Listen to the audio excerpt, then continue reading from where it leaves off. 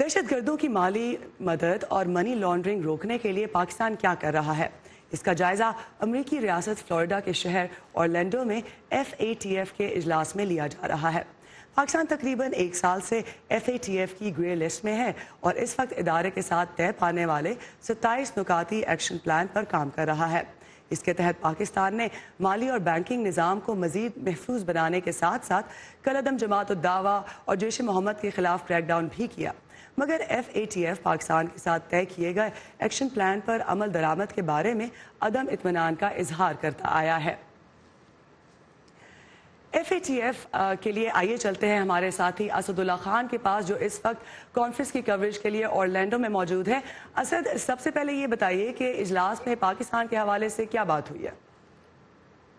इजलास में कल पाकिस्तान का जो केस पुटअप किया गया था उसको रिव्यू किया गया है। जो पाकिस्तान ने कंडीशंस जो रखी गई थी 27 जो एग्रीड कंडीशंस हैं उस हवाले से बात हो रही थी, जिसमें से 17 कंडीशंस ऐसी हैं जिसपे अभी तक जो है वो एतराज़ात बाकी हैं। ओवरऑल पाकिस्तान के फाइनेंशियल सिस्टम के हवाले से कंसर्न्स हैं, जिसमें मनी लॉन्ड्रिंग और टेरर फाइनेंसिंग के हवाले से जो पैसा ट्रांसफर होता है उस पर काफ़ी हद तक कंसर्न्स शो किए जा रहे हैं और अभी तक वो बरकरार हैं। 36 ममालिक हैं इस FATF फोर्स के जिनकी बेसिस पे डिसाइड हो सकता है कि पाकिस्तान ग्रे लिस्ट में रहेगा, ब्लैक लिस्ट में जाएगा या इन दोनों से बाहर आएगा।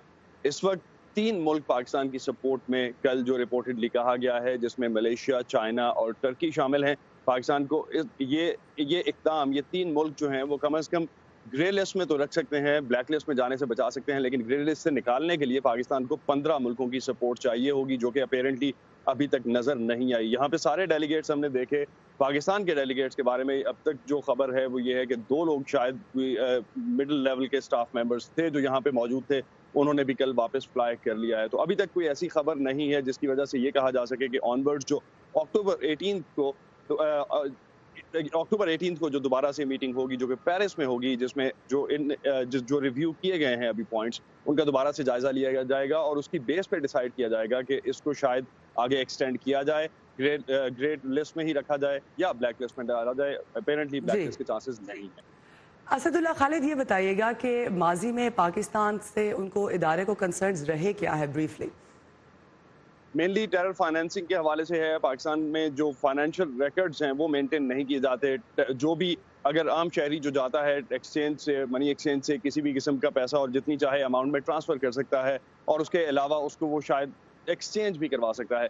ये मेजर कंसर्न्स हैं अगर हम डोमेस्टिक और जो माइक्रो लेवल पे उसको देखते हैं। अदरवाइज जो ट्रांजैक्शंस होती हैं उनमें लेन देन में जो है वो क्लैरिटी नज़र नहीं आती, उसको ट्रैक नहीं किया जा सकता, जिसमें अभी हम देख रहे हैं एमनेस्टी स्कीम भी इसीलिए लाई गई कि ग्रे इकोनॉमी का जो स्ट्रक्चर है, जो ग्रे इकोनॉमी है, उसको प्रॉपर डॉक्यूमेंटेड इकोनॉमी में लाया जा सके।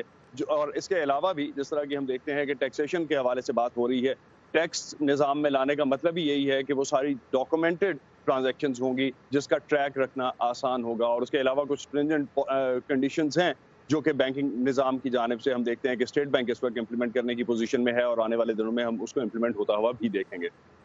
Thank you so much Asadullah Khalid. ये थे असदुल्ला खालिद जो कि ऑरलैंडो में मौजूद थे FATF के इजलास की कवरेज के